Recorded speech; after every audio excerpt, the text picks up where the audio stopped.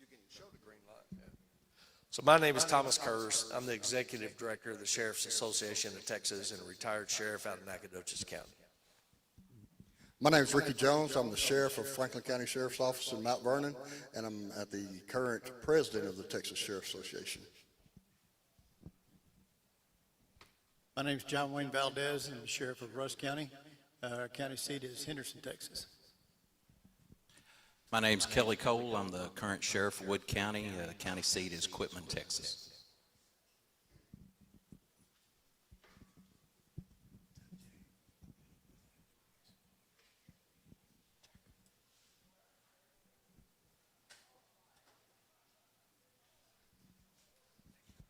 Hello, my name is Jack Martin. I'm the sheriff of Morris County.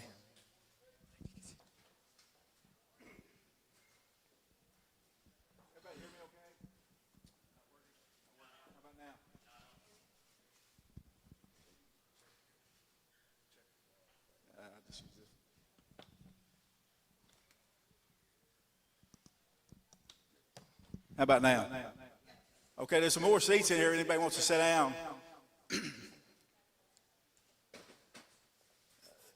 This meeting began about 2 weeks ago when I was up to office, and I met for that day about the third one of my Hispanic employees, and they told me what was going on in the community about children not wanting to go to school, people not going to work, people scared to go to church.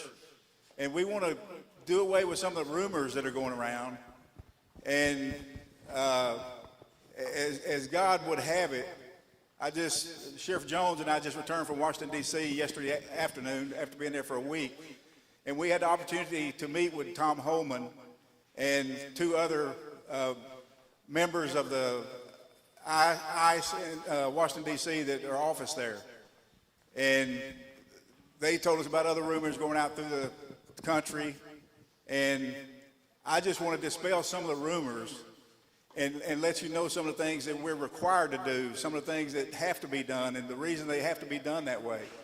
And I want to introduce one other person. Jose, would you stand up?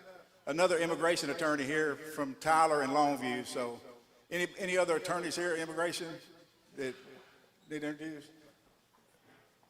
Okay. I know who you are. Yes, I do. I know exactly who you are. So if y'all want to talk to any of them afterwards, I'm sure they'll be willing to talk to you. But I appreciate everybody coming here. This is out on Facebook Live for those that were kind of afraid to come here.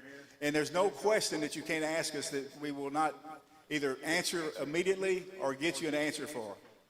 And I'm going to start with, I had numerous questions that came up. Daniel had sent out and tried to get people to send questions in, so I want to go over some of those. Daniel, do you want to ask me the question and be answered, or how do you want to do it? Yes. Hold on. Oh, there we go. No, this is fine.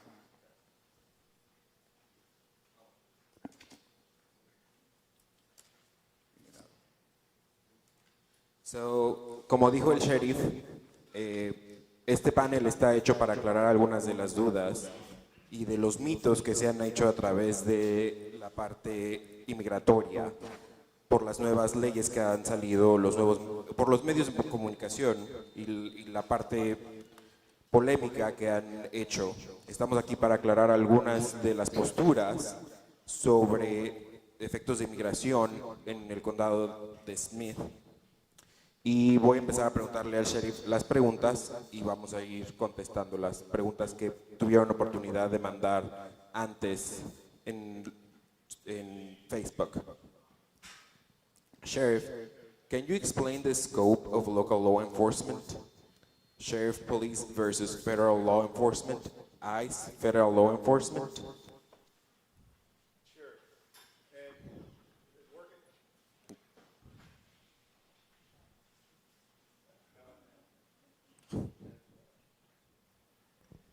Must go off after a few minutes.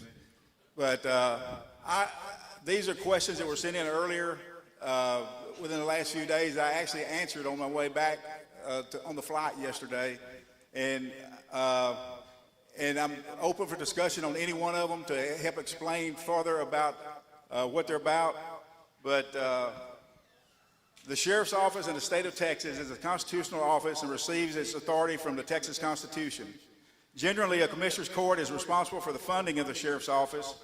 However, the Sheriff is constitutionally responsible for the functioning and operations of his or her office. The Sheriff is also responsible for the safety and security of the county courthouse as well as all courts from county court at law and including the state district courts. The Sheriff is voted into office every 4 years by the voters of each respective county.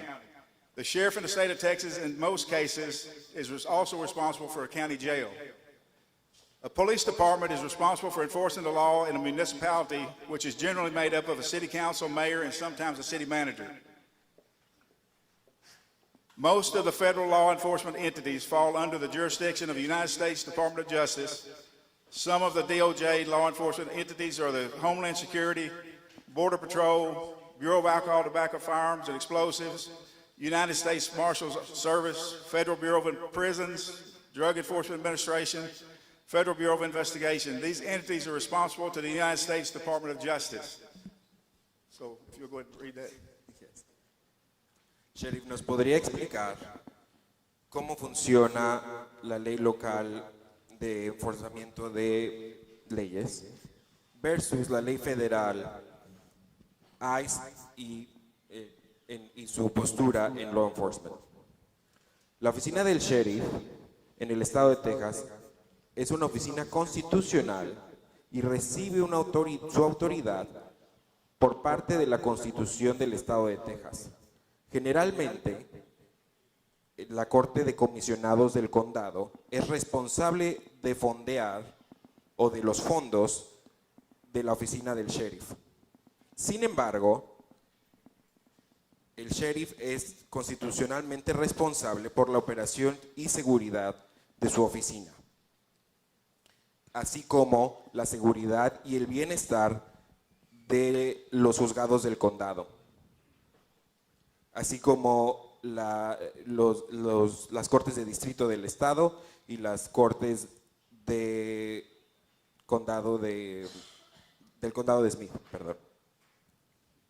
El sheriff es votado por los electores por 4 años. Y esto basa en cada respectivo condado de los que son. En este caso es responsable de la seguridad del condado, así como la seguridad de la cárcel del condado.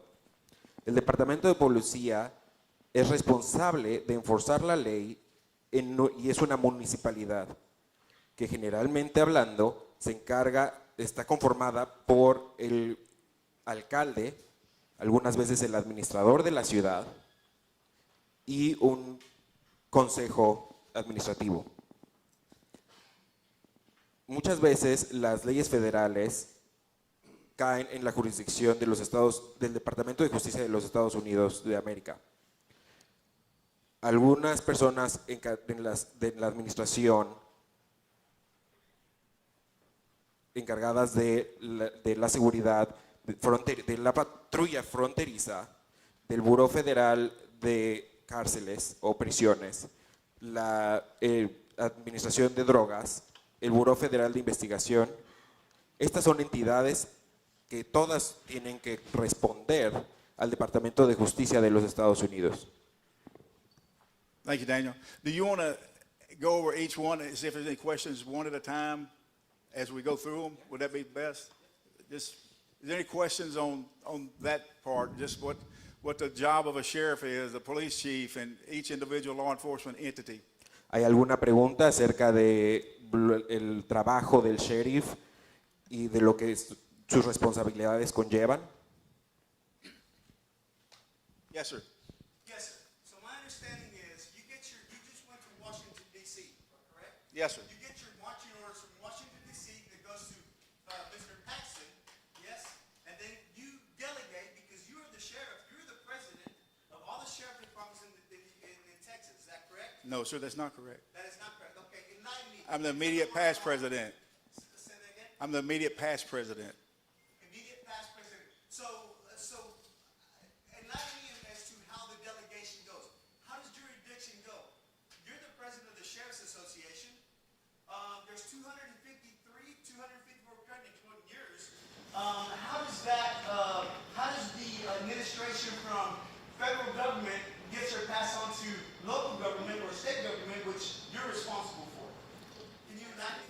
I'm responsible for the Constitution of the state of Texas. That's correct? Yeah. So does the United States Constitution does not override the Constitution of the state of Texas? Not as far as I'm concerned, it doesn't override it, no. Doesn't? Okay, so No. are you able to tell me? One question at a time.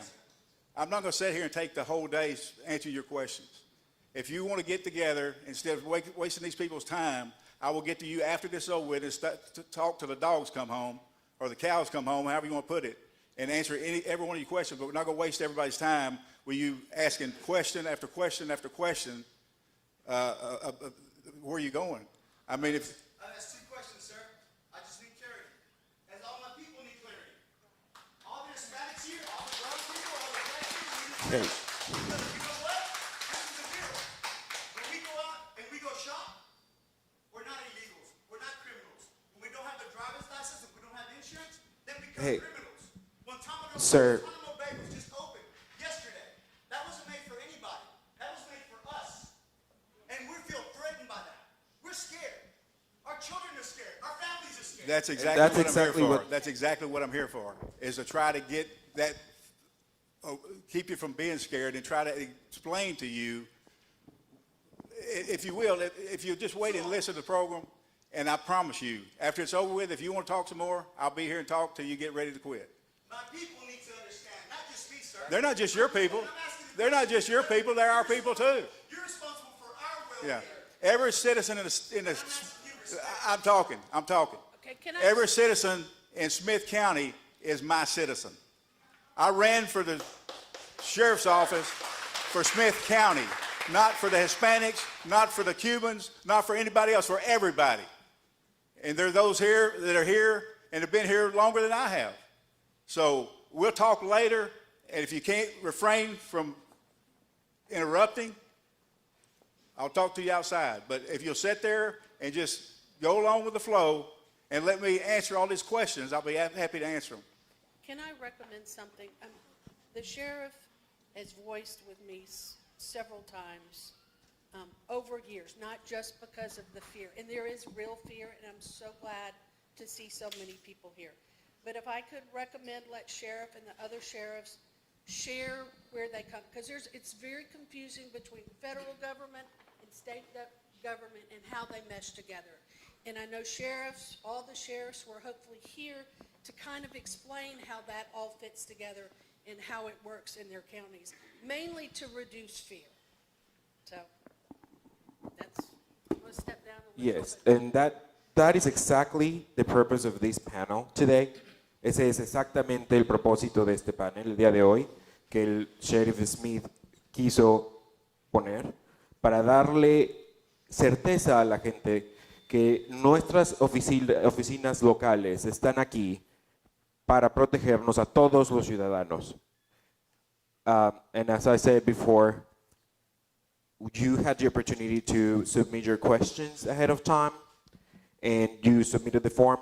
We will very gladly get all your answers, all your questions answered. Let's go to number 2, Daniel. Sheriff, I understand you just returned from Washington, D.C. for the National Sheriff's Conference. Did you learn anything about immigration enforcement you can share? And I'm going to say it in Spanish right quick. Sheriff, entiendo que usted acaba de regresar de Washington, D.C. de la Conferencia Nacional de Sheriffs. ¿Usted aprendió algo acerca de las nuevas leyes de inmigración que nos pueda compartir? Thank you. Yes, Sheriff Jones and I did just return yesterday after a week in Washington, D.C. at the Midwinter National Sheriff's Conference, and we're fortunate enough to be able, we had already scheduled this well in advance of knowing who was even going to speak at the national conference.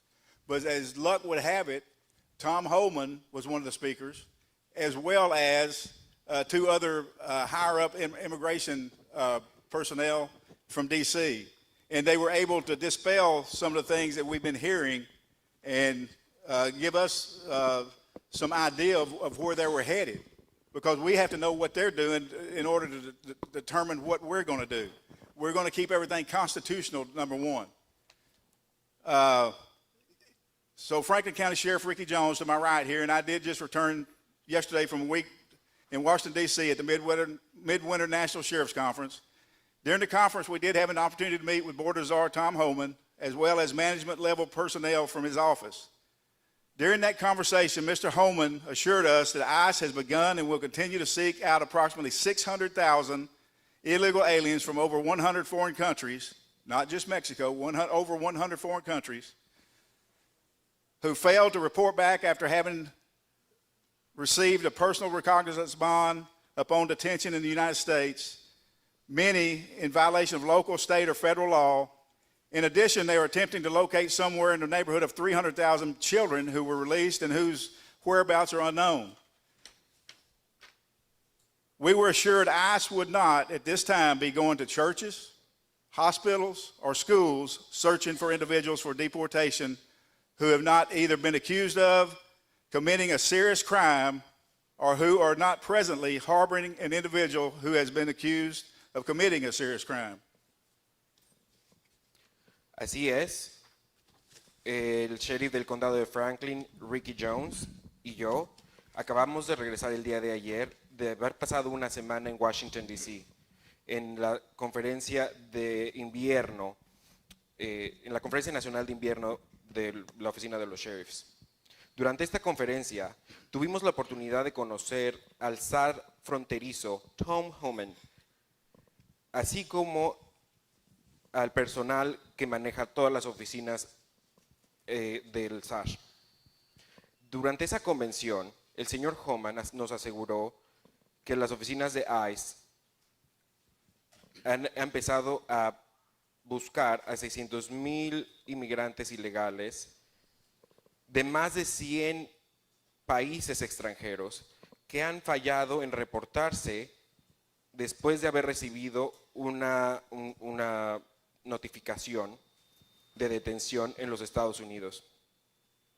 Muchos inmigrantes ilegales entraron a Estados Unidos, muchos inmigrantes ilegales que han entrado a Estados Unidos, que han cometido ofensas o crímenes y que han violado la ley, las leyes federales o locales. Además, están tratando de localizar alrededor de 300,000 niños que los dejaron libres y no saben nada de su paradero. Nos aseguraron que ICE en este momento no irá a las iglesias, no irá a los hospitales, no irá a las escuelas buscando a personas para deportarlas, que no hayan tenido una acusación previa de un crimen serio o que no hayan dañado a alguien, o que hayan dañado a alguien de haber cometido algún crimen serio. Thank you, Daniel. Do you anticipate any state or federal mandate that would require you to change your current process? I know of no federal or state mandate currently which can require a sheriff's office or local law enforcement entity to participate in such an act. I will say, however, that whether it be a citizen of the United States of America, born or immigrated here, either one, doesn't make any difference, or an undocumented immigrant of any nationality, should they commit any serious crime, especially one of violence, they will be taken into custody immediately. In the case of an undocumented immigrant, specifically here in Smith County, I have placed that bar at a driving while intoxicated offense or higher, and that's at our 287G program, which is the jail model, is the only program we have as of December 2012. And what that means is, if you're out here, and we see this happen all the time, and so this is one that really you need to know about. You get red and blue lights turned on behind you when you're in your vehicle. If somebody doesn't have a driver's license, especially some of these kids, 17, 18 years old, their first thing is, I'm going to run. That's a felony. That's the wrong thing to do. Whether if you would have stopped and got your ticket for no driver's license, you would not end up in a Smith County jail or any other jail here.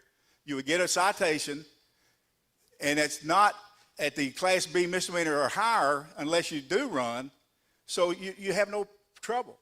But if you run, it's automatic. You're going to ICE is going to come pick you up, and if you're undocumented or otherwise.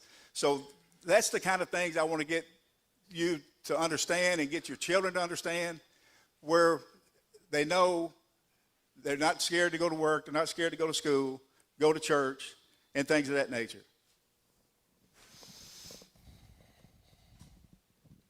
¿Usted cree que la nueva ley federal, el nuevo mandato federal, requiera un cambio en el proceso que tenemos, con el que contamos actualmente?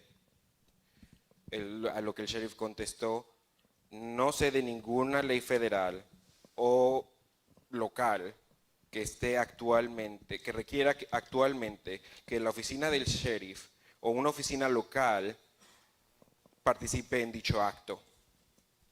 Sí voy a decir, como sea, que ya seas ciudadano americano o inmigrante indocumentado, de cualquier nacionalidad, si cometes un crimen, especialmente uno de violencia, vas a ser tomado en custodia inmediatamente.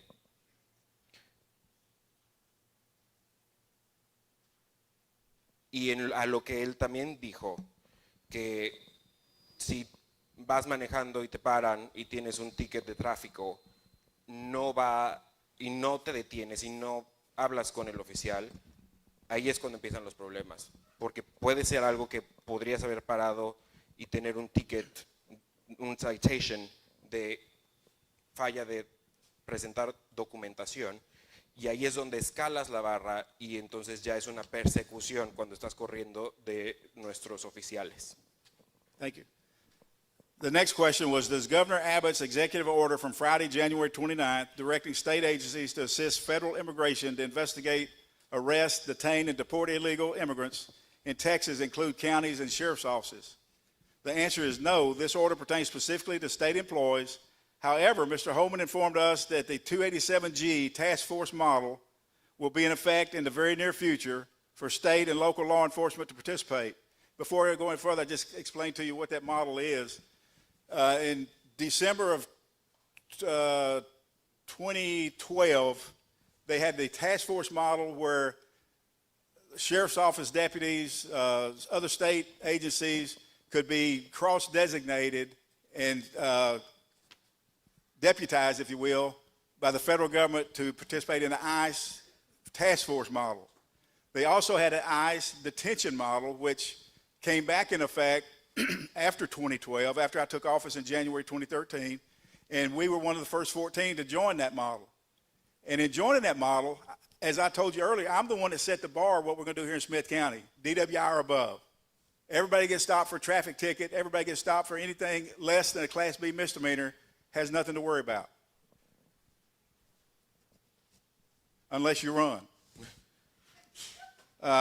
So I will say the Smith County Sheriff's Office will participate in this new program, and there's no difference in arresting a legal citizen who has committed a crime than an undocumented immigrant who has committed a crime. I want to be clear, we will be arresting those who are charged with committing a serious crime. ICE also will be arresting collateral undocumented immigrants, and I'll explain in just a second what they're referring to about that.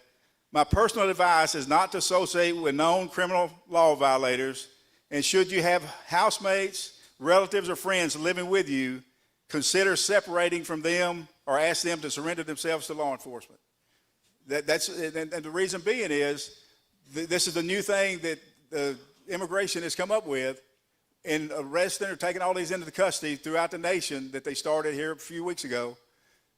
Anybody that is, say they go to outside a job site and there's two people there.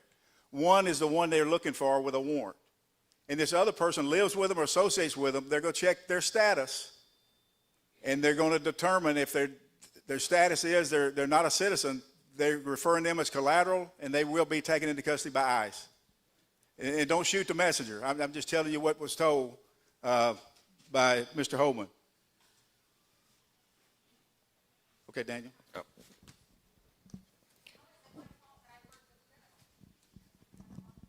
Oh, she's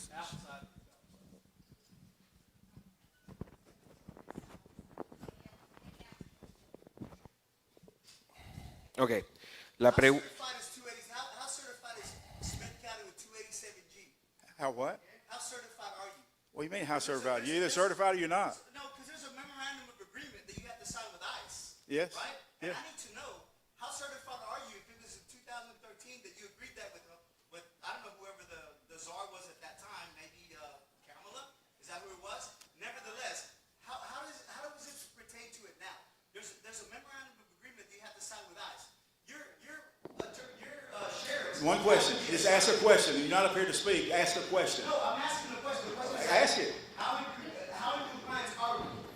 We're in full compliance. How many of your sheriffs are in compliance with that they can arrest people with the 287G? We don't have that authority at this time. We don't have that. We have the detention. Participating in the jurisdiction, you must sign a memorandum of agreement with ICE. Yes, that's one of the qualifications. The other qualification is training of officers must be complete within 4 weeks. Yes? It must be No, it didn't be completed in 4 weeks. Hold on, let me answer your question. One at a time, or you're through talking. I'm asking him. Yes, ma'am. Go ahead, sir. I'm waiting for your response. Go ahead, sir. You're welcome to leave. If you can't sit there and ask a question and let me answer the question, you're not going to interrupt the meeting. The question is, have you signed an agreement for your law enforcement officers to arrest on behalf of us? That is not an option at this time and has not been an option, as I said, since December of 2012. That is coming back as a task force model. Task force model is where you enforce immigration law. The detention model is what we have had since 2014, I think, where they come into the jail. And again, I set the bar at DWI or above, a Class B or above. And those that come in, because of us joining the ICE program, we have the fingerprint system that ICE has access to, where we can fingerprint those people coming in if there's DWI or Class B misdemeanor or above, and if they are in the country illegally and they've committed that offense, we notify ICE. They have 48 hours to pick them up after we're through with our charges. So, so is it my understanding you're going to throw a big net and whoever gets caught No. up in it, I'm done talking to you. I'm done talking to you. Is that what I understand? I think there's some confusion about what the You've got people here that came here to listen, and you're not going to interrupt the meeting. That's your last warning. That's your last warning. I'm asking questions from you, sir. I need answers. Sir, you have an opportunity to fulfill answers as questions, as I told you before. We will gladly answer all your questions. Just submit the form. I think it will help. So, someone is driving drunk. And they get pulled over and get arrested. If they are undocumented, ICE is called. Correct. But the sheriff's office does not arrest someone on DWI only because they're documented or undocumented. No, going down the road, Ginger, as you know, we don't know where they're from, if they're a citizen or whatever. That doesn't, I'm answering the question. I'm done being interrupted. If one more time, I want him out of here. No. Let's just, so, Sheriff, your people don't pull people over and ask that. We do not look at somebody through the windshield and see what the color of their skin is to stop them to ask their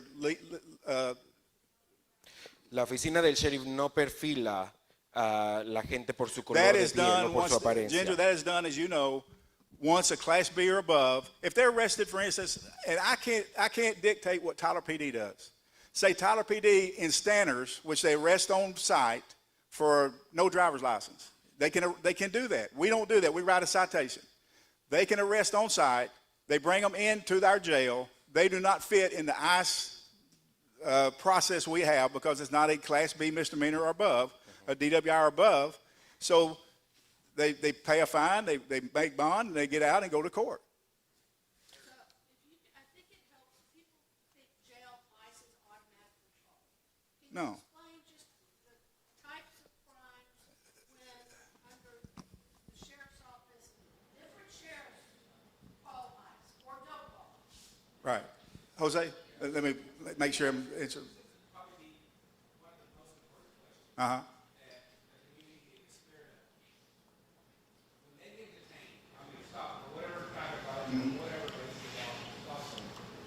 Is the officer number one going to be asking for immigration status? I'm sure your answer is no. That's absolutely no. Number two, since they don't get a driver's license, they don't qualify under Texas law to get a driver's license or ID.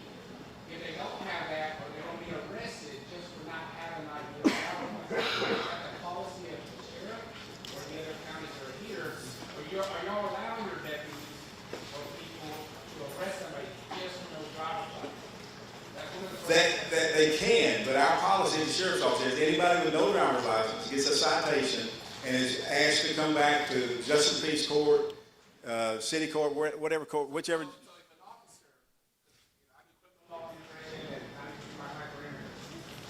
If next week somebody gets arrested for no driver's license, that's the only thing they have, you got to Smith County Jail and ICE is called on you, then that's an issue whenever deputies on the road and doing whatever they want. Is that what you're saying?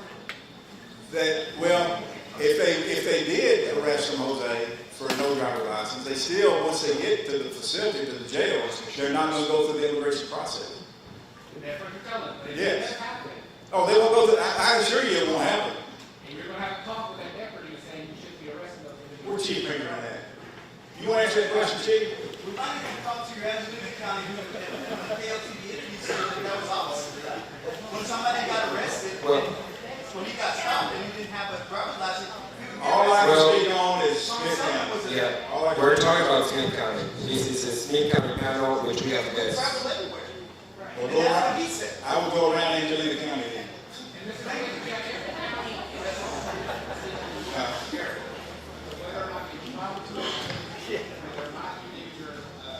Arrest somebody for no driver's license, that's the internal policy that y'all have, which you have the constitutional right to do it under Texas Right. law. And we as immigrants understand that. Right. But we just want to know, what are y'all going to be doing so we can educate our community? Because it might be Harrison County, we know that they're going to arrest you for no driver's license, and we know they're going to call immigration, because that's their policy, and that's their right to, because it's a political decision. And you're saying you don't. So that's what we need, that information, so we know your policies in those situations. And so that's kind of the biggest concern that we have as a community. Exactly. And that's just basic policy questions from you, so we know. You know, because you're different, Larry might be different in Upshur, other one in Harrison, and that's y'all's right, but we just need to know, you know? I'm trying to inform you about what we're going to do here, and these sheriffs, if you want to talk to any one of them, they'd be able to stay here as long as you want to talk to them. But let's do one thing at a time. And But so I that's just the main- I appreciate that question. Because Hold doing on, this- hold on, hold on. I said, hold on. I'm saying because that's one of the, and you know, I've done immigration 20-something years in criminal. That's one way that I see immigrants being in jail is for no driver's license, because they can't control that. So Right. that's why it's an important Right. question. The other question I have for you, and you might not be able to answer because it deals more with the probation department, are y'all doing anything to work in the probation department that allow immigration to come to the probation department and look for people that are undocumented? And are they going to stop, or are they going to arrest them or detain them? Are y'all involved in that way? Because that's also a policy decision from the probation department. No. Jose, as you know, the probation office and the probation officers work for the court. They don't work for me. All I can speak on today is those employees that work for me and what our policy and procedure here at the Smith County Sheriff's Office is going to be. And I will tell you, my policy and procedure has not deviated since I took office in January 1st of 2013, nor will it. No, and we've been friends for a while, Oh, yeah. and you've been very helpful in clarifying the way your stance, even though we disagree on some policies. But I think it's important that y'all share those. And I want to make sure that any other sheriffs that are on the panel from different counties, if they agree with you or there's some little difference from their counties, so we're aware of, because on my radio show, if I know Wood County is arresting everybody for no driver license and they're going to call immigration, then I better let my community know that when they go through that county, they better, get a heads up. So that's why I want to know, Right. are all the sheriffs involved? Agree with you, or they have their own preference? Right, good question. I'm just going to go ahead and ask the question of these guys up here right now. So far, has anything deviated from y'all's policy and procedure that you're going to follow from what I've answered here on this sheet? Any of you here? You heard it. These are all Northeast Texas sheriffs that I've gotten together because I didn't want to come here. I want y'all to have the opportunity. Some people are probably here not from Smith County. I want y'all to be able to understand how toxic it is for crimes to be going on as the crimes go on with bringing undocumented immigrants across the border. Many of them are sex trafficked. There's so many crimes that go on that we do not want to go unreported. Sheriff Smith, with all due respect, I do agree with you, and nobody would disagree that anybody that has a criminal background, criminal offense, should be punished. It doesn't matter black, white, or blue. Doesn't matter. We're with you on that. Absolutely. We just want to understand procedure, right? And procedure with the new administration means this, right? Things that we need to know. Such as when you detain somebody, if you were to detain somebody, right, and you have them for 48 hours, which is procedural, you say, ICE, you have them, now I have 48 hours. When does that time begin? The time you put the cuffs on them, or when you put them in jail? Right? At that point, at 48 hours, I think you're supposed to be able to release them. No. Is that procedural? That is not the proper procedure. Tell me, inform me. The proper procedure is once they have satisfied whatever crime they're arrested for and make bond or either go through, they lay out their time in jail, at that point, ICE is contacted and it has 48 hours to pick them up. ICE does not come take them out of our custody when we have crimes that they've committed that they have to go to court for. So it doesn't start once they're arrested. It starts after they've satisfied, either if they make bond thinking they're going to get out and be in the wind or whatever. That's why ICE is called at that time. They have 48 hours, and I will tell you, and Chief Pinkerton will tell you, if ICE is not there 48 hours, they walk out the door. Thank you, sir. That's what I needed to know. Yes, Jose?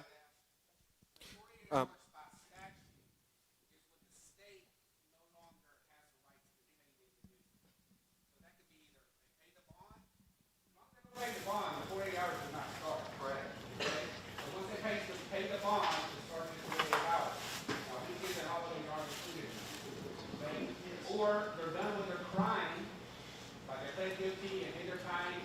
Once they're getting time credit, the 40 hours start after that. Or if the county decides to dismiss the case completely, and the judge signs the order of dismissal, then the 48 hours start. Or the EA decides not to file charges, in the 48 hours start. So the state has to be done with the individual in order for the 48 hours to start. It's not when they get arrested, it's not when they see the judge for rain or anything. They have to have no more rights because when the county does not let them go in 48 hours, you can legally sue them because they're violating the rights of detention of this individual and they're not citizen because they can't use them. That's when they do the 48 hours. And thank you, sir. Thank you very much for your input, because most of the people here that want to know are not criminals. Right. Correct? Yeah, absolutely. And that's the context that we want to go on, right? To inform ourselves of the uncertainty that has unprecedented invaded our communities, our trains of thought, because most people want to go to the job and come back. But when Miss Juanita or my cousin Jose gets arrested, and then he's the only one provider at the home, and then Juan comes from home and he's not there, we need to know what our process needs to be. That's all, sir. And respectfully, yes?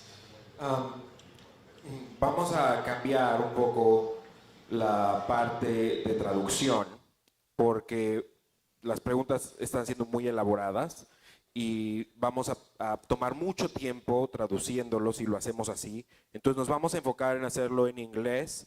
Vamos a bajar el video, o sea, tomar el video, ponerle subtítulos. Si tienen alguna pregunta que quieran ahorita en español, aquí estoy yo a preguntar.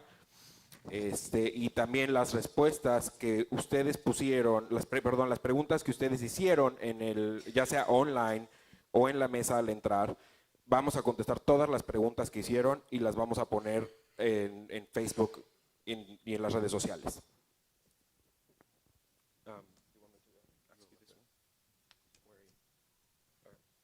Sheriff, is SB4 currently in effect or being enforced by the SCSO or the other East Texas counties?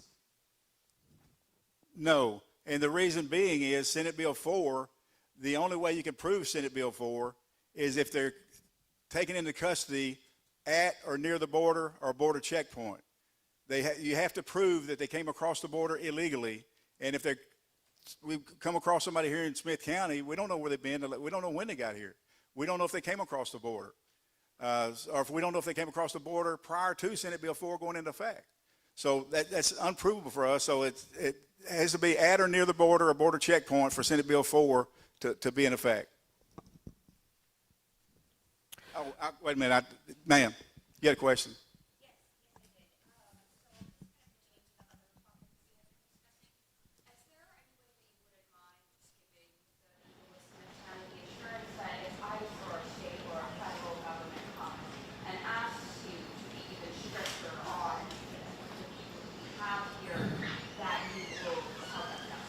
Give me an example.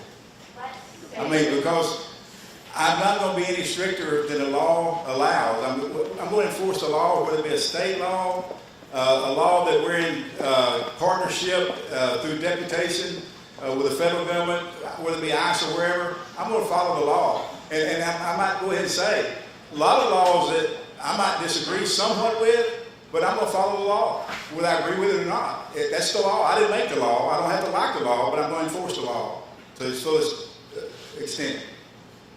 Well, for example, Well, hold on, she's talking.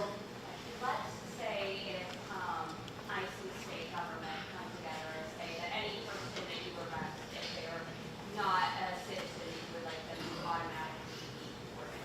Which would reach that kind of thing? No, because I'm going to stick with what I said, DWI or above, and I'm not going to know whether or not they're a citizen or not, because we set that parameter, and that's the way we're going to stick to it. Okay, so you stand firm on that? Absolutely.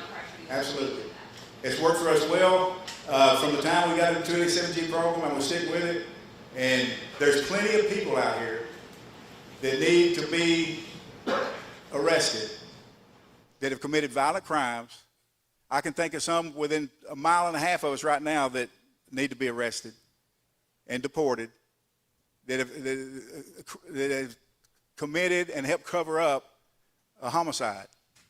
And that's the kind of things we're going to deal with, is what helps the citizens of Smith County the most. And we're not going to get tied down with all the minutia.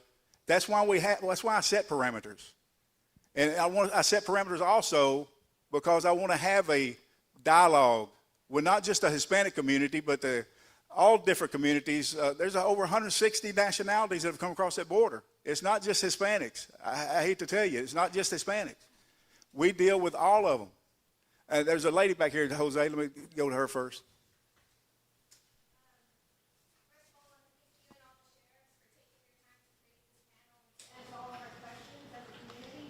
My question has to go back to the statement you made with the previous question. If I'm at work and you guys have a warrant to go pick up a coworker that had no idea had a serious charge on them, and you said something about everyone else around that person has to identify themselves? No, you might have misunderstood that. I might not explain that well enough. If you're at work, and say you're at a place that employs 50 people, just because you're in that facility working doesn't mean everybody's going to go and check all of your papers. However, if you were outside after work, leaning against the car, drinking a beer, drinking a Coca-Cola, whatever, you're together there. They had a warrant for that one, and you're both together. ICE is going, and I'm just the deliverer of the message on that. ICE is going to check everybody there, and if anybody else is undocumented, whether they have another violent crime or serious crime at all, they're going to take both into custody. Yes, ma'am. No, I'm still with you.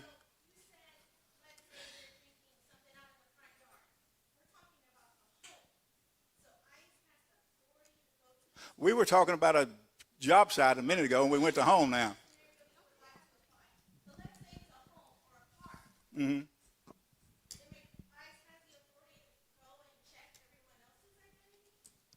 If they're in the process of an arrest, yes, ma'am, they do.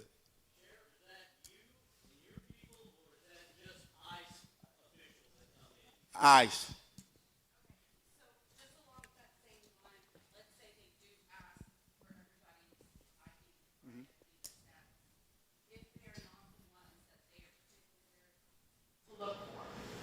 Does that person have to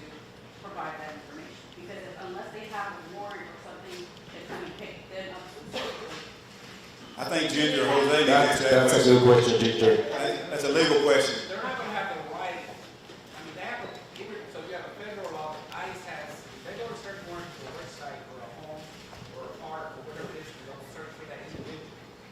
They have the right to go there, they have that warrant. And if during the process, there's other individuals, they're gonna have the right to ask you for your questions. Now, the individual in the Constitution as a person has a right to 50 minutes of silence, not say anything. So you have that right. Now, if you don't say anything, they can still potentially detain you and take you because they don't know who you are. Right. You could be a safety concern. That's why they check the IDs and the status. Now, if the sheriff goes out there because somebody has DWI and didn't show up for probation, so it's a warrant, if I'm understanding correctly, you're going to go and just get that individual. They're not going to ask for IDs. If we're there for that purpose of the warrant, absolutely. The purpose of the warrant was to go get them for DWI. Right. So that's the thing. But I want to ask you a question that can come up, Mr. Smith. If I'm driving and they stop me for speeding, and you already said earlier that I'm not going to get arrested for no driver's license, right? But if it's something else, let's say DWI, I know I'm getting arrested, that's the policy. How about the other people in the vehicle? Now, is your state, not your state, your county, the county or the state officers, are they going to be asking for IDs for the other people in the car? And if they don't have them, because they don't, because they don't have status, are they going to arrest them for the not having an ID? No. That scenario you're talking about, if we stop somebody for something other than immigration, the way I understand it, speeding or whatever. As you know, speeding is not an instandard offense. We don't arrest for speeding. And we don't arrest for no driver's license. So that would not fit in there. And we're not going to go asking for anybody's green card or anything in the car. We're there for a state violation. What about an open container, Sheriff? For say, if I had an open container. That still does not meet the threshold. Perfect. Ginger.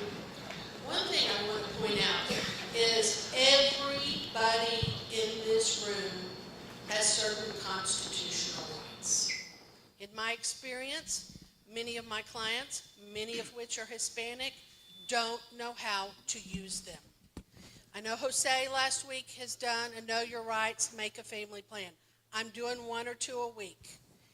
It is so important to know your rights. Some of that time is to remain silent. There's sometimes you may not want to remain silent, and it is a moving target every day and has been every day, especially for the last 2 weeks, 3 weeks. If you do not know your rights, talk to Jose. Go to one of his town hall meetings. Come to one of mine. Come to one of our offices and ask for our packets because we have red cards and we have Know Your Rights paper. It's important. The people here, I can tell you, don't need to worry about it. And I think that's one place where we're getting, law enforcement does law enforcement. Law enforcement, local law enforcement, at least with these counties, does not do ICE. Follow the law. Don't run. Don't drink and drive. And at least in East Texas, you're going to be A-okay. Voy a explicar eso. Todas personas aquí, con o sin estatus, tienen derechos. Úsalos. Úsalos. Primero necesita aprenderlos, pero úsalos. Y si no están haciendo cosas criminales de ese algo, no va a tener problema. Ellos hagan cosas criminales, no de ICE. Ni si ese va a cambiar. Say, hey, sheriffs, if y'all start working with ICE to detain people, is there a way you'll let us know? Absolutely. Absolutely. Thank you. So we're not here for us. Hang on a second. Hang on. Hold on. It's my turn. I think ma'am had her hand, like she's been having her you ma'am with a cane. Here. Hold on 1 second, John. All right. She's getting you the mic. Thank you. Hello. Thank you, Sheriff Smith and other officials for allowing us to meet with y'all. It's obvious that I am not Hispanic, and I'm an old woman, and I have 2 or 3 questions in general, if that's okay to ask. Yes, ma'am. If I'm with a group of friends, no matter their nationality or ethnicity, and ICE or maybe your group comes up, they keep talking about they want to see your papers. Well, what kind of papers would I have to have? Because I didn't come across the border. I think I'm legal. I was born here. So what kind of papers does a granny have to have? That's my first question. Or anybody else that was born here.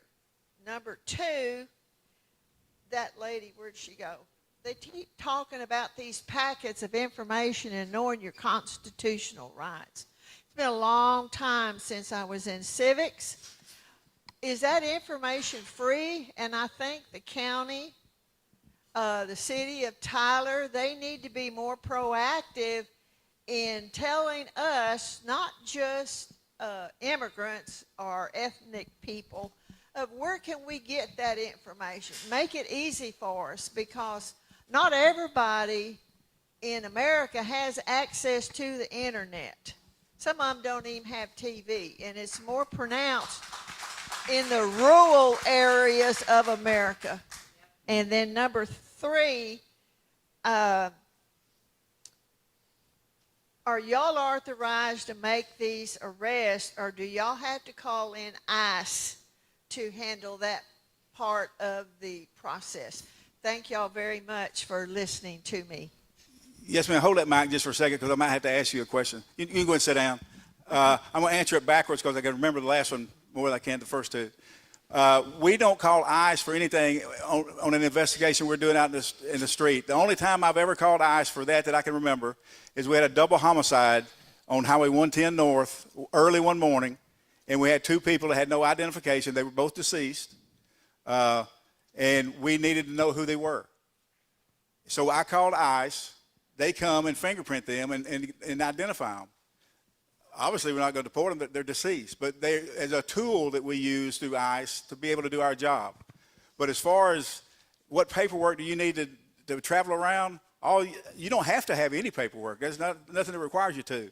But I would advise to have an ID card if you don't have a driver's license. Have a driver's license from Department of Public Safety. Just something. But we don't go around asking for immigration papers and green cards. We are there to do an investigation, whether it be a Class C misdemeanor on up, of something we're investigating. It's a traffic stop. And we don't try to make something out of every traffic stop we do. If it's in a suspicious place where we're having burglaries, that's what we're stopping people for. So the type questions that will be generated and asked of those people would be related to that, about what are you doing here? Do you live around here?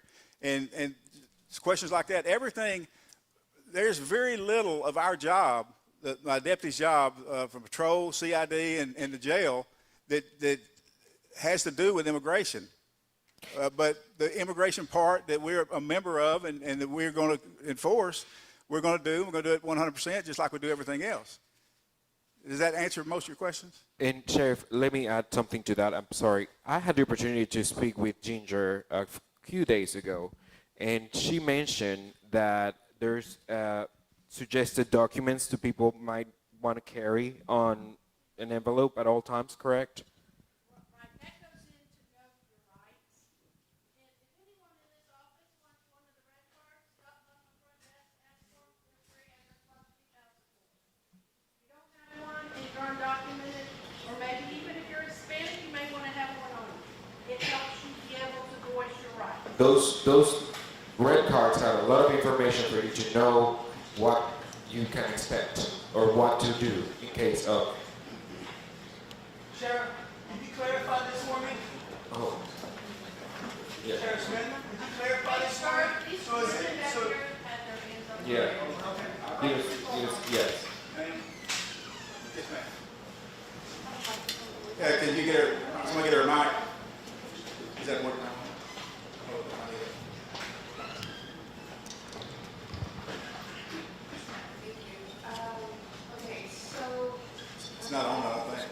Can you hear me? Yes. Yes, sorry. Okay, so I understand everybody's concern here about the whole collateral. Somebody, like 2, 3 ladies talked about it. Sorry, can you hold it for a second? Yes. My question would be with this. Hold the mic up. The mic. Sorry, my question would be with this, I mean, even those out there that are citizens, sometimes we even have a hard time trying to know who we have around. We sometimes have to even pay a system in order to have access to criminal background, and even for illegal immigrants, when they have to go through the process, they have to go through the biometrics and all that kind of stuff. So for us who are hanging out, meeting friends, or just co-workers outside of the community, I mean, there is a little bit of a concern out there, and I know you already talked about it, but how would we know when this person has something like a background or not? And also, it's not just those that are illegal immigrants that are currently going through the immigration process to obtain a residency or whatever that may be.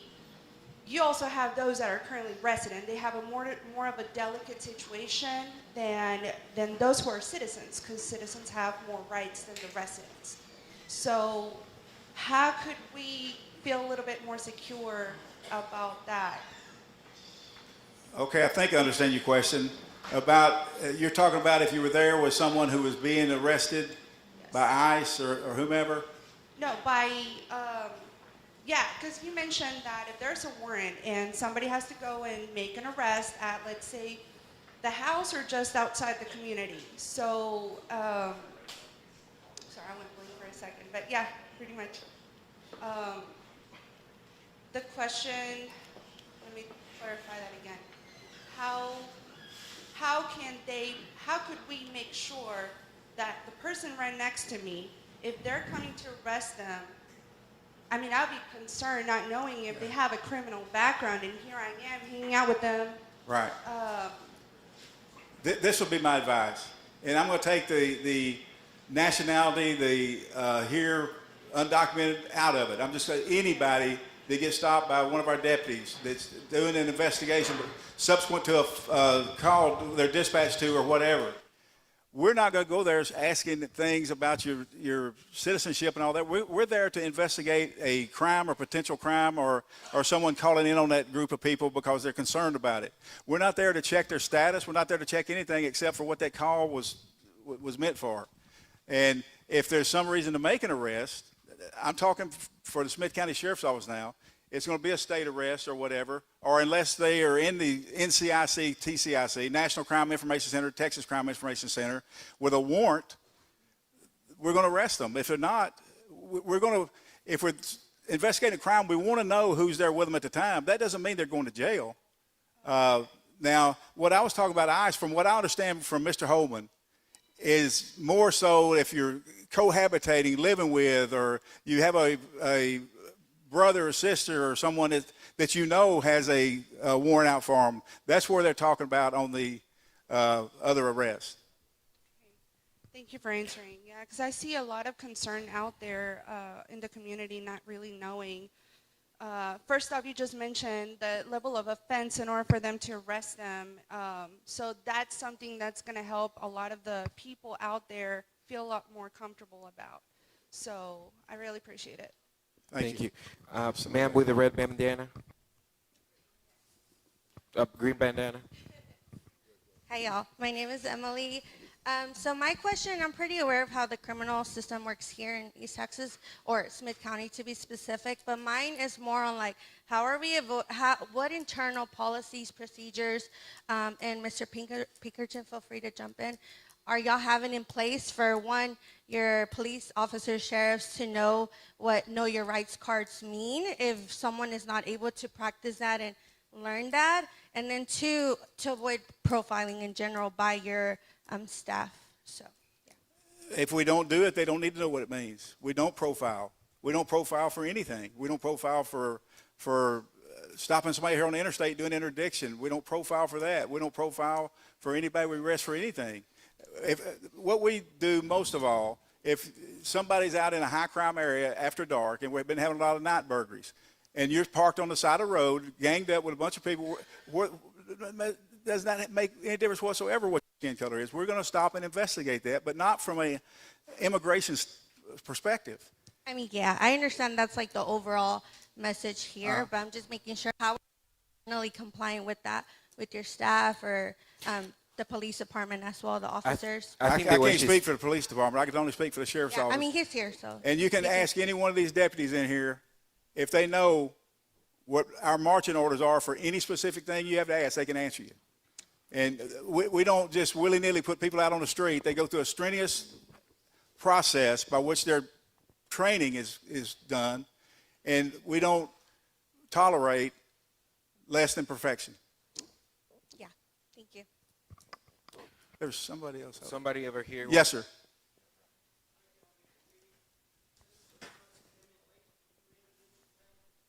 Let me get you a mic. You want to introduce the panel? Oh, okay.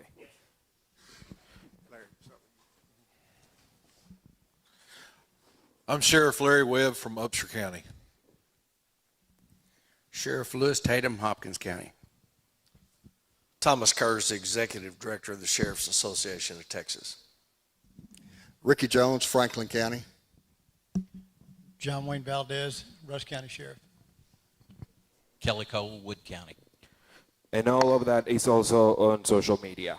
All of the people in the county is already there. Jose? That's all right. I was Larry way before I was sheriff.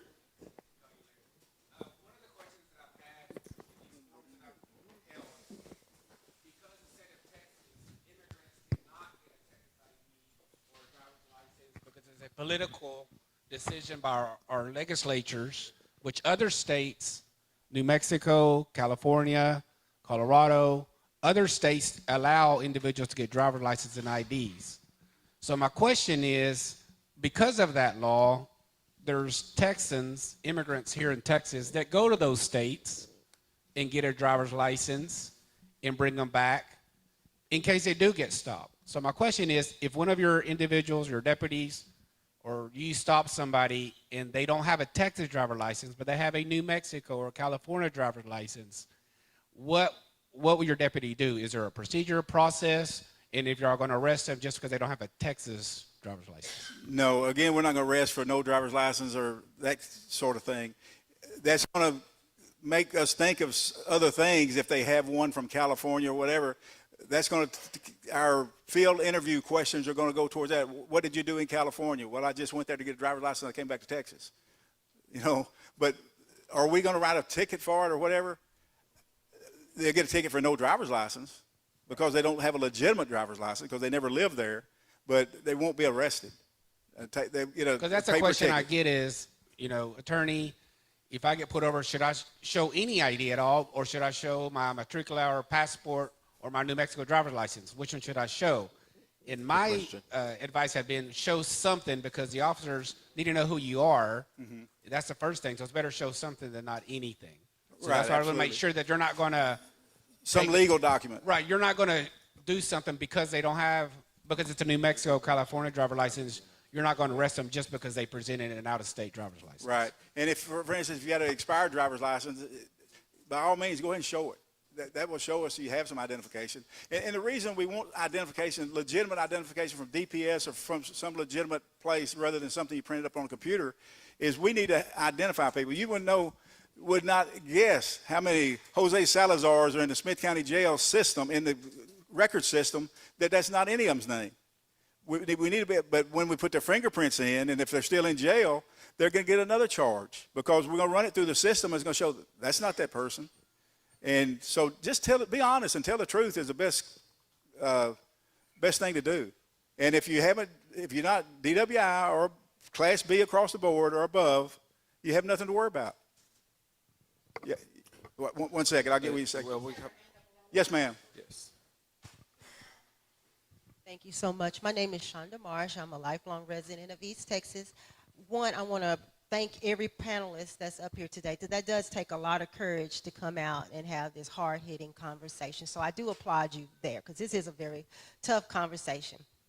The one thing I just want to make mention, or just hear your thoughts, is that East Texas has a very robust healthcare system. We take care of thousands of different patients that looks different ways and who they love and from different countries. My concern personally is when taking care of a patient that may not be from a legalized American country. They might be from New Mexico, they might be from Haiti, they might be from South Africa, they could be from anywhere. But I might be working with a coworker who may not see things the same way I see them. So my concern is, if one of my colleagues decide to take it upon themselves to call ICE, this patient that I'm taking care of, what will the county, whichever county that's up there, who can answer this, will they work with the organization's security, the leadership, the police, whoever it might look, to make sure that we're not taking people away from a hospital or a church or from a school? And I know that has been happening across our country. Not that it's happened here, from what I understand. However, that is a very real rational reality for a lot of people, and that horrifies me. Thank you for your time. Yes, ma'am. My first question would be, or my first thing to say then, I would go to Mr. Holman, who told me they're not going to churches, they're not going to schools, they're not going to hospitals. Why have you changed your modus operandi? Why are you doing it that way? Why didn't you notify us? Let me tell you a story that happened on the board. Hold on. Hospital. Yes. I've got a wife who's a registered nurse, and we appreciate our nurses. And we're not going to be going in hospitals arresting people. There's got to be some reason behind that. And most of the ones they're getting right now, the 600,000 that are the gang members that are wreaking havoc, like Laken Riley that was killed, took her 17 minutes to die, raped, when we're supposed to be protecting her. That's what we got to look at. I've been in this business 48 years, and I'm going to do my job the best I know how. And everyone that works for me will tell you they're going to do the same. Matters not what color your skin is, and I've got many friends from many different nationalities that will tell you that. We're going to enforce the law, and we're going to enforce it equally. There's somebody back here. Yes, he was her. Yeah. You? One right here. No, Sheriff, she was before. Okay. Hold on, I'll get this a second. Right here. You with a cap? Go ahead. I'll repeat it. Go ahead. I need that. This is going back to the IDs. Uh-huh. You guys give tickets for American people that don't have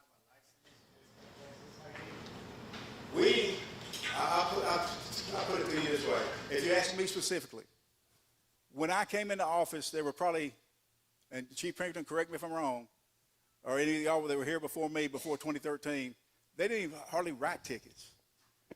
We do citations, but we have about 2/3 of ours are warnings, because we want voluntary compliance. We don't want to cost people money and food out of their kids' mouth. And we want compliance of the law. We don't want to punish people because they didn't follow the law. We want compliance. We want them to do what's right. And that's the reason we do it like that. It's worked very well for us. where's Captain Halbrook? Craig, do you remember this year how many real tickets we wrote and how many warnings? It's like 2/3 warnings and 1/3 citations.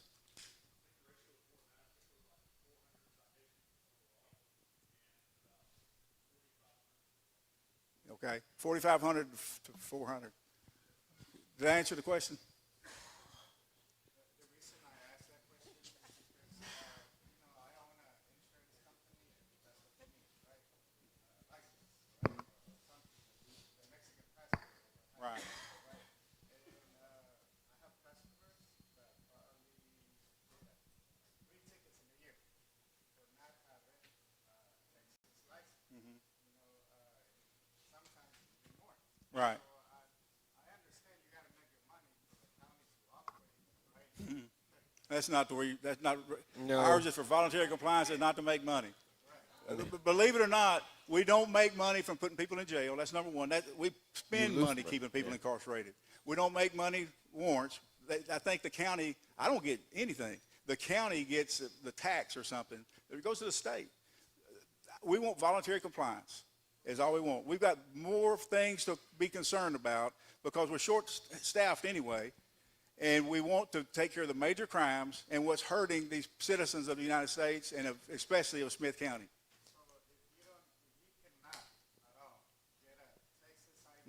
Well, let me just go ahead and, we can sit here and talk about it till the cows come home, but I have no authority to do that. The legislature's in session right now. I would encourage you to get a group together and go down there and talk to the legislature. They'll, your representative, what county you're in? I'm not asking to give them one. I'm asking like, change the law? No. Why give them a ticket for $200-300? Oh, okay. Right. You can just let them go. That's why we don't do it. Don't give them no tickets. We don't. No. A lot of people get tickets. Not from the Smith County Sheriff's Office. I can only answer for us. Yeah, but it is the law, you know. Can I interject something? I want to interject something real quick. Remember why we're here. Remember why we chose to come up here. I just spoke at a church Sunday after Spanish Mass in my county. Because we're all getting these same phone calls about the fear. Here's what I will tell you. I went to that church and I spoke to everybody that was there. I gladly showed up here today to listen to you. But here's what you need to understand, why we're here. Does anything on anybody's uniform or suit have that acronym that everybody's so upset about? Does my uniform anywhere have that acronym on it? No, it does not. I've been doing this for 40 years. I don't answer a call for service and ask everybody there what their immigration status is. I ask them how they can help them because they called us for a reason. They called 911 for a reason. They called for an ambulance for a reason. And we were the first ones to respond. What I don't want for the citizens of Rusk County is for them not to call us when they need help. Because I could give a rip what their immigration status is at that moment. Now, if you have committed a crime, are we going to get you? Shake your head, yes. Are we going to put you in jail? Shake your head, yes. That's when the detention part starts. And if we put your fingerprints in a system and we get a phone call from that acronym, what are we going to do? We're going to do our jobs. That's what you elected us to do. We can what if this all day long, and we're going to be here long enough where Guillermo's going to make money at supper time too. But remember why we're here. We're not here to fight you. We're not here to argue with you. But there's things that you want clarification for we simply cannot answer. We're up here as a body of sheriffs to tell you, don't fear us. We are here to help you. We protect and serve our communities. The protection part comes first. If you need our help, we don't want you to not call us because of your immigration status. Because that means you're allowing yourself to be a victim. We don't want you to be a victim. We only want to help.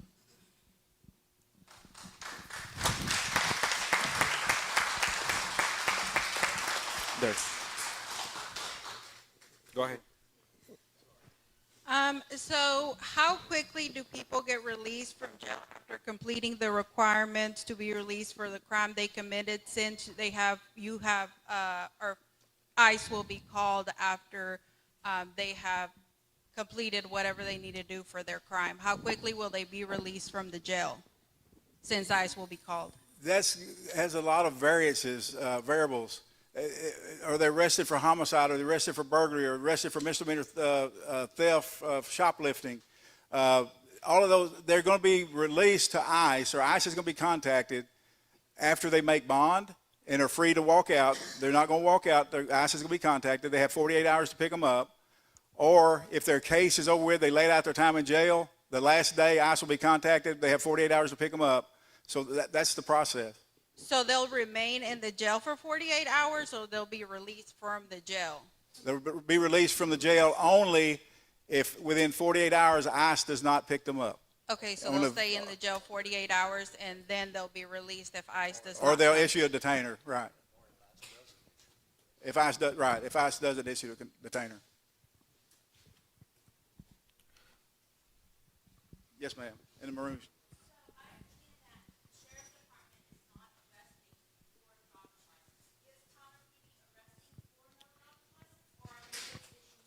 Is who now? Tyler PD. I can't speak for Tyler PD. You got to talk to Chief Toller about that. Okay. I think that's one of the things that our community is afraid of, because a lot of our people have to go to work, and they're afraid of going to work and getting stopped and being arrested for not having a driver's license. Oh, for a driver's license, if Tyler PD did arrest them, they're going to probably a $50 to $250 bond is all they have to make to get out of jail. They will not be run through the process. Yes, sir. Yes, Sheriff, will you explain to the Hispanic community as to the difference between a criminal, your rights? We speak about rights all the time, right? But we understand differences. There's criminal rights where you have Miranda rights, then you have civil rights, which is a difference, right? So Miranda rights, we have a right to an attorney and make a call. Civil rights, we don't have a right to an attorney. We can speak to an attorney, but that attorney has to be actually, we have to hire them ahead of time in order to contact them, and that doesn't mean that we'll get due process on that. So you have no due process. Will you please explain to them your situation and what you're bound to as far as your civil rights and the criminal rights is what they can expect? As best I can follow you and understand you, we're to make sure nobody's civil rights is violated and nobody's Miranda rights. Miranda is right against self-incrimination and where you don't have to answer any questions and all that. You have the right to remain silent and answer any question. Anything you say can and will be used against you at your trial. That's Miranda. But civil rights, everybody's got civil rights. From our perspective. Yes, sir. So in civil rights, we could be detained for X number of days. We could get lost in the system because we can't contact an attorney. That's the difference. Why can't you contact? Why can't you? I mean, that's why I'm asking you to explain the difference, right? Why can't you contact an attorney? That's not because it's not a Miranda right. We don't have the right to. There's difference. There's Miranda rights. If you'll come down to the jail one day, I promise I'll let you out. Hold on. I promise I'll take you out to the jail and show you the process. And I'm not trying to be funny. I'm being serious. Civil rights is an immigrant. That's what I'm saying. There's not immigrant civil rights and everybody. Everybody is going to have rights in Smith County, and I'm sure all these other counties here. We're not going to mistreat anybody. We're not going to treat one like the other. We're going to follow the law, whatever the law is, and that's it. I understand. Thank you very much for taking the time. However, sometimes our fears are coming from above, which where you just went with Washington, D.C., which President Trump just took us out of the United Nations humanitarian rights, which that leaves an impact on us, right? Yeah, we cannot speak in federal. We can only speak in the county. Yeah. Don't shut me down. That's fact. I'm not saying something that's hyperbole. That's fact. Yeah. So that's our concern, and that's why we're here. Right. Well, I'm here because all the reasons we gave is everybody has rights. We don't want anybody not to report a serious crime, especially because they're afraid to do so, and that's why we're trying to give you all the parameters that us sheriffs here are enforcing. And if you go to some other county, I can't speak for them. They haven't been here to speak for themselves, but I'm just telling you what we're going to do. Who are those other counties? Oh, I don't know of anybody in particular. Who are those counties like? Who are they under? I mean, you're the president of the Sheriff's Association. No, I'm the past president. This is the president right here. That's the president? Yes. Yes. Yeah, so, I That is just an organization. He has no authority over any other sheriff. So they take their marching orders from who? Yeah, let's schedule a one-on-one. You're going with us. We're getting ready for closing statements, and Yes, ma'am. there's still a few people with questions. So let's Right back here. focus on Back here. that.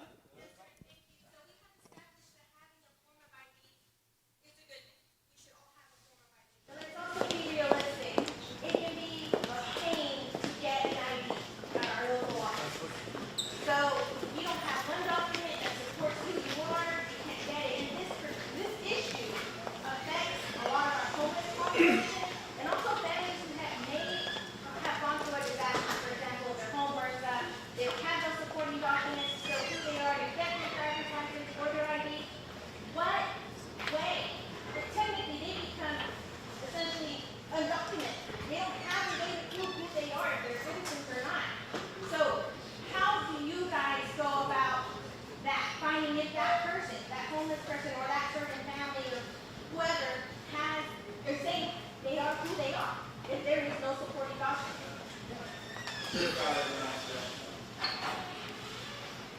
That person's country of origin, there's a consulate for that country here in this country. Contact that consulate's office. They will give you that information. I don't know if they charge you for it, but no matter what the country is, there is a consulate in this country for them, which means also for that person that needs that ID. Because our biggest fear is if we show up to a house fire, we don't know who you are. If we show up at an automobile accident and you're unconscious or worse, and you don't have an ID on you, how are we going to contact your next of kin if we don't know who you are? So I get your point, but if you contact your consulate of the country of origin of that person, they will be able to get you that information. The one in gray?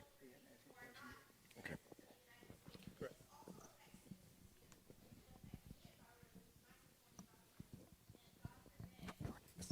Your birth certificate, if you're here, you can go to any county clerk in the state of Texas. If you are traveling and you're in El Paso right now and you lose that birth certificate, you can go to that county clerk's office and they can get it from the county that you were born from. Just like that.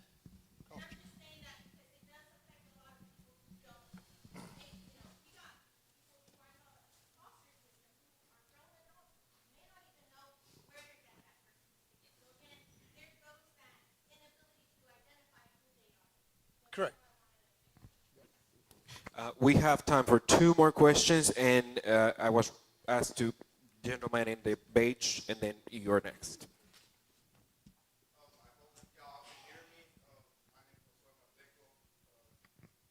I just have one question, but just to re-clarify, you mentioned earlier that if someone is stopped, just for any minor traffic violation, you wouldn't ask, for any type of immigrant status or anything like that. But you did mention, you said don't run, because that could get you in trouble. Could that get you in trouble to the point that you are deported? Yeah. Mm-hmm. Okay. So This is where the question's leading to, because I know a lot of people. I have a lot of family members. A lot of them are immigrants. A lot of people here in Tyler are scared to even go shopping. For basic for basic food necessities. And like you mentioned, I just want to put an example out there. Let's say that y'all are looking for a certain individual or a group of individuals, and they're inside of a store. And like you mentioned, stopping someone in the car. Let's just say that there are other immigrants near them or anything, and they get scared and they decide to run even though they're not with that individual, or run away. No, I was talking about running in a car, in a vehicle. Oh, running in not on foot. Yeah. Oh, okay. All right. That's all I wanted. Yeah. Okay. Thank you. Thank you. And Last question. But we will be here if anybody wants to ask any questions after we're finished. And the sheriffs here want to say something before you leave, if you don't mind. Go ahead, Oh, no, you're fine. So what I wanted to say is more of a proposal than a question. Is that okay? Is what now? I'm That's sorry. a More of a proposal than a question. Is that okay? Oh, that's fine. Okay, wonderful. So, as has been brought up multiple times here today, there are people that are scared to go to school, to their churches, to their grocery stores, and as Dr. Shonda Marsh had mentioned earlier, issues with our hospitals because these things are happening in other parts of the country where ICE is going in and causing disturbances in these sensitive and private areas. Some of these cities have began to do city ordinances to prevent them from being able to go into schools, churches, and hospitals specifically. And that is something that the Sheriff's Department, Mayor, and City Council would have the ability to collaborate on to create such an ordinance and then enforce The such an police ordinance. chief would. I don't work for city council. I understand. That's why I said collaborate, and I mentioned City Council and the Mayor. Right. Just But because that would y'all be the are police law would go with them. enforcement.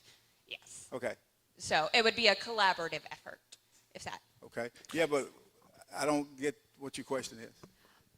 I said it wasn't a question. I'm so sorry. Oh, yeah, you- it's not okay, a question. gotcha. Okay. It's not. Well- I'm throwing out an idea that we could collaborate together to permanently absolutely. settle some of these fears by Yes. putting in an ordinance like this and then having individuals like yourselves enforce those ordinances. No, we don't enforce city ordinances. Oh, well, the mayor and city The council. city, any and city police ordinance would is enforced collaborate. by the city police department. Well, we said questions. Could we answer his? He says, Yeah. Go ahead, sir.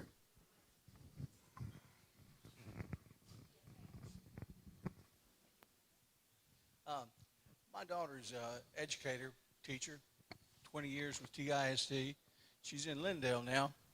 She has, since the election, she has had a hard time with the students.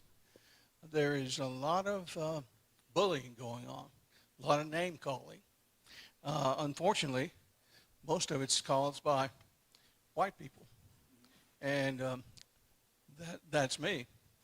As you, as sheriffs and law enforcement, things come up that blemish you, but you can't do anything about it. It's causing fights. It's causing disruption in classrooms and after class. And what I would ask you for her is, could you possibly go to the administrations of all the schools in this area and try to create some dialogue so that you can fight against this bullying, this lack of empathy for people who, as children, they find themselves in this situation, no fault of their own. So, would you make the effort to go to them and create some dialogue with the education entities, and especially in our East Texas area, because those problems are just going to get bigger, and as each year the young people become older, they become harder, and they get madder. Right. So anyway, that's my Yeah, question. I appreciate your question. I appreciate your question, and I happen to know the superintendent up there. I will speak to him about that. But Chief Jackson, you were out of the room. You just walked in. We have to meet now because of the legislature, the rules they came out with last year. We have to, the sheriff of each county has to meet with the school districts twice a year, the superintendent. And we will bring that up at the next meeting. And I will talk to Stan about that, particular to Lindale, first time I see him. I'll make it a point to see him.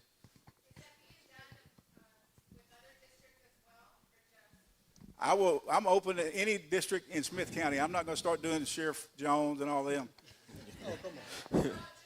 But no. County that's statewide. Sure. If they're having issues at a particular school that disrupts class, it disrupts the life of the person they're bullying, which any bullying does, by all means contact us. We'll help educate them. We'll do whatever we can to get them to where they're in compliance because that helps us later. The ones that don't become juvenile delinquents don't become adult delinquents. And I would like to spend my last however many years I'm going to be working a little bit less baloney that we have to deal with for, yes, ma'am.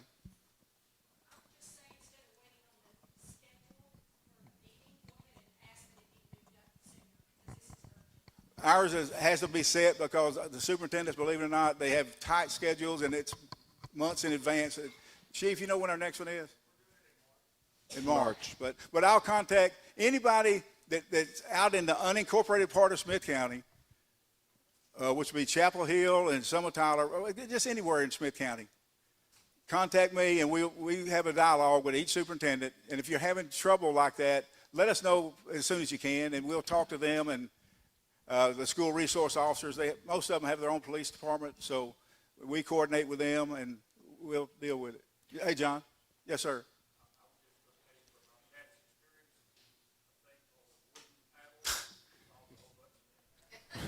John, I just saw somebody get it used on them, and I didn't have to have it. Well, okay, we are ready for closing statements. We appreciate all of you that came here today to support this, where we encourage you to fill up one of the anonymous questions. We will get to all of them, I can guarantee you. We will answer all the questions we received. I am more than thrilled. For those who don't know, I am a Mexican immigrant. I'm from Mexico, Mexico City. And for me, it means a lot to have all our sheriffs here from different counties and know that y'all are doing the best to keep y'all's counties and our counties safe. That means a lot, and I want to applaud you and thank y'all for opening this time of your tight schedule to give the public a space to express their concerns and show your support for being here. So can we give them a round of applause?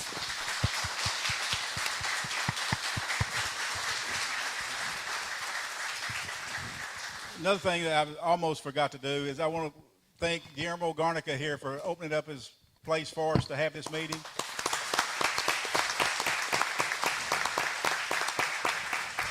Thank you. Sheriffs.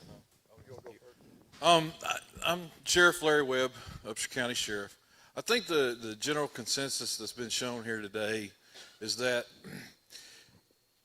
follow the law, and you shouldn't have a problem at all with the sheriffs of the state of Texas. Okay, the ICE process starts when you wind up in our jail. Okay, that's when we start dealing with immigration issues at the sheriff's office. Okay, so my deal is obey the law. You don't wind up in our jail, then you don't wind up there and meet the requirements for ICE, and they get notified and they put a detainer. That's basically how it's going to work. Thank you all for being here. Like I said, my name is Lewis Tatum. I'm from Hopkins County. You need to go to school, go to work, go to church. Conduct your lives like you have been, just like the sheriff was saying here. Don't break the law, and you don't have nothing to worry about. Just continue on with your lives. So first off, I do want to thank y'all for taking the time to come out and express yourselves, because it showed bravery for people to show up to on both sides of this, right?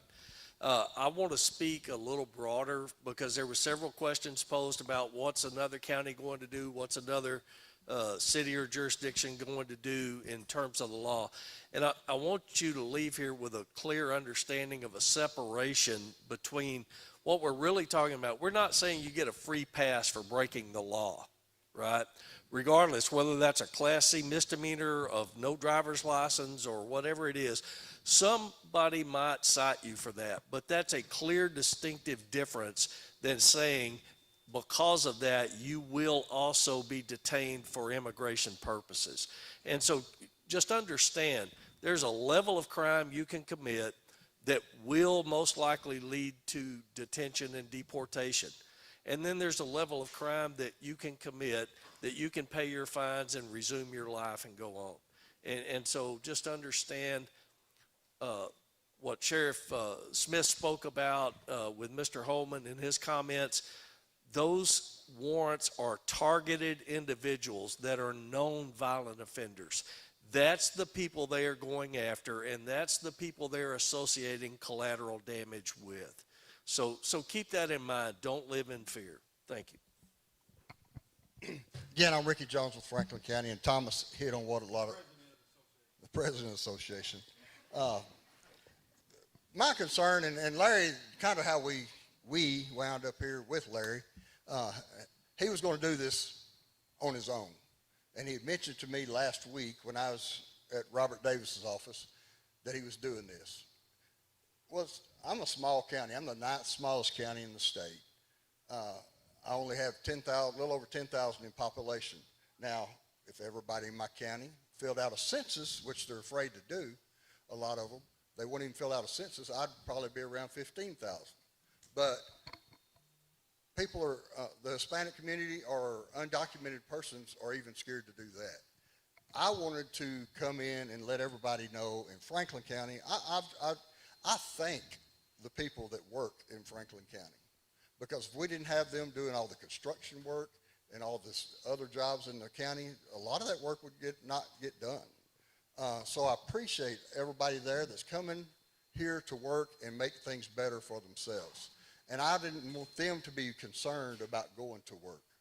And as Thomas said, you know, there's a level, just because you don't get a free pass all the time, and just don't break the law and don't get into the system to where when we fingerprint you on every one of us have an electronic fingerprinting system in our jails. We've had them for years. And whenever those prints hit the federal side of it, it's going to flag ICE, okay? So the best thing is just don't wind up there. On the IDs and the driver's license, it's better to have an expired driver's license than not to have one. So if anybody's gone to California and they have one that's been expired 10 years, put it in your wallet, put it in your purse. I'd rather you have an expired driver's license, show me. Plus, it's better to get a ticket for an expired driver's license than it is for no driver's license. So I don't care how long it's been expired. It's an expired license. But I didn't want everybody in our communities, and so I told Larry, I said, hey, send that out to the local sheriffs, because I know a bunch of us are having the same issues that you are, just not on the scale that he's having.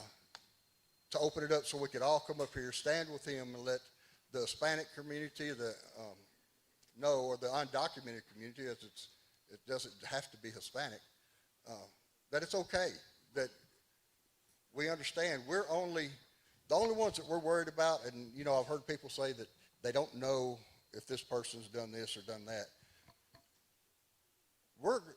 My understanding, and after we come back from Washington, D.C., we're looking for the rapists. We're looking for the murderers. And that's why you see them going out in the groups that they are, because the people they're arresting are not good people. And they're not randomly picking these places. They're targeting these places that they're hitting. It's not just show it up in an apartment complex and hit it. They're targeting these locations because they've been watching them and trying to locate the person that they're looking for. So, but just please continue your life as you've been doing. I don't think I've ever asked anybody since I've been sheriff since 2013 if they had papers, and I'm not going to start today. And neither are my officers. Again, we can't speak. If people saying sheriffs, every sheriff up here can run his office different than the sheriff in the next county. And so, but we wanted to come and stand with Larry, Sheriff Smith, and say, we agree with you. We want everybody in our community to understand that we are going to follow the same process that you are. So we're going to hang around. Thank you.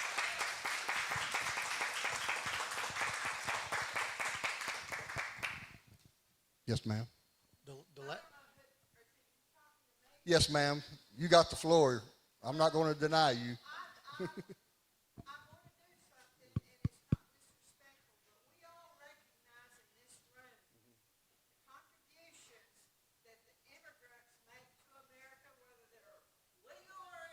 That's what I was trying to reference a while ago.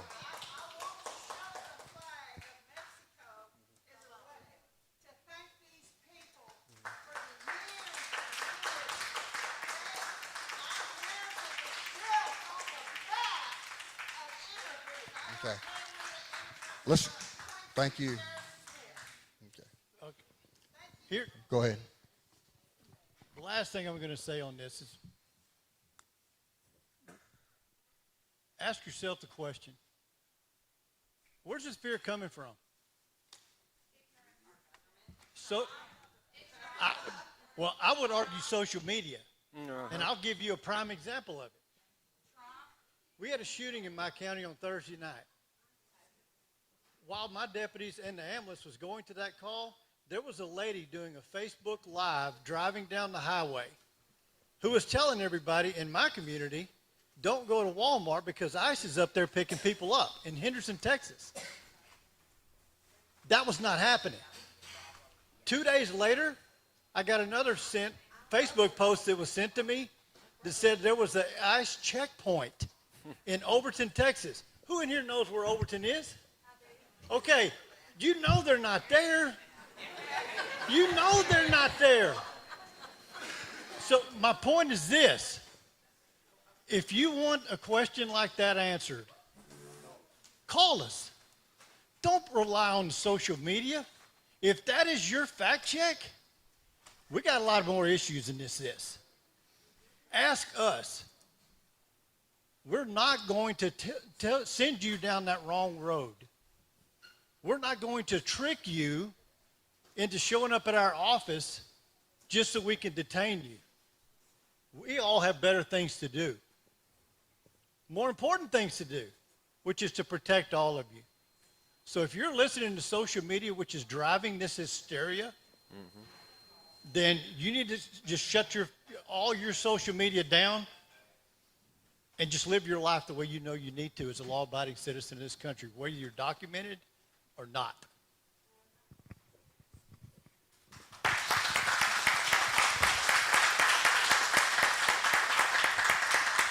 There's a lady back here.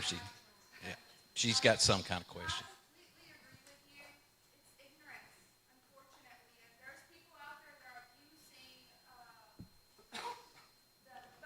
There's so many people out there that are afraid, and they're just putting stuff out there. There's even this Hispanic group on Facebook, which people are just posting, oh, there's this happening here, there's this other thing out there. It would be amazing if there was like 1 or 2 people representing the Hispanic people in each county to kind of inform, no, you're wrong on this, here's the number for the sheriff in case you have questions or whatever that may be.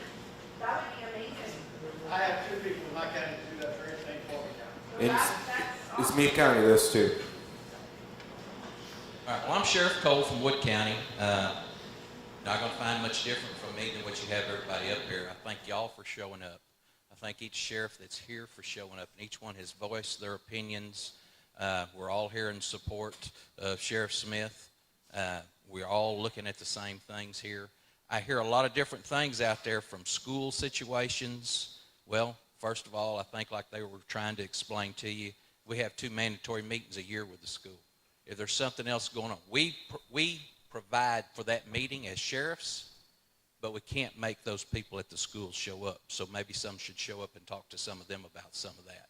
And their responsibilities is coming in there and taking care of the children that we're sending to them. Doesn't matter whose children, it's everybody's children. It's the same thing. We're hearing people, or I'm hearing it, that they're saying they're afraid to go to the grocery store. Okay, well, where is this grocery store at, and who's actually has that jurisdiction there? I guarantee you, whether it be the chief in Tyler or some other town, they're going to be willing to talk to you about what's going on with their situations. Just talk.